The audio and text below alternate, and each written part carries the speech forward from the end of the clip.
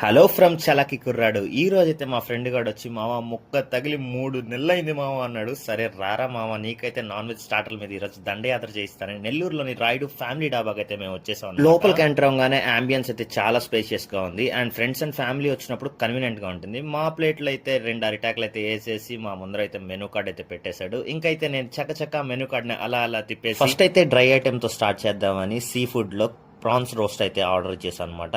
Prawns కూడా క్రిస్పీగా and స్పైసీగా బాగుంది. నెక్స్ట్ చికెన్ ఐటమ్కి వచ్చేసరికి అయితే నేనైతే డ్రాగన్ చికెన్ అయితే ఆర్డర్ ఇచ్చాను అనమాట. జ్యూసీగా డ్రాగన్ చికెన్ కూడా బాగుందనమాట అండ్ స్పైసెస్ అన్ని కరెక్ట్ గా సెట్ అయ్యాయి. ఇంకా గుడ్లు ఏం పాపం చేశాయని చెప్పి నేనైతే 2 ఆమ్లెట్లు అయితే ఆర్డర్ చేశాను అనమాట. ఇంకా మా వాడైతే మావా ఏదో తక్కువైందిరా అంటే ఇంకా సరే అని చెప్పి తండూరి ఐటమ్ లో మలై కబాబ్ అయితే ఆర్డర్ చేసాం అనమాట.